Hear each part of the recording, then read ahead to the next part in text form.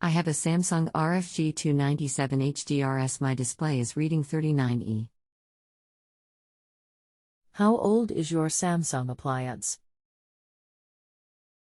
Manufactured 2011. How long has this been going on with your Samsung appliance? What have you tried so far? I just replaced the front panel because the water paddle broke. Anything else we should know to help you best? Just the code. It was working until I plugged the new panel in.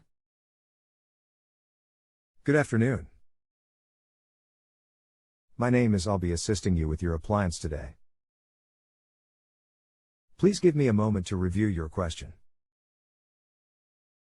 I'm sorry to hear you're having issues with your refrigerator. I understand how frustrating that must be. Can you tell me how long you've been getting this error? Just now. I just replaced the panel because the water paddle was broke. When I plugged it in, that's the code that came up. Okay, so 39E means that your ice maker has failed.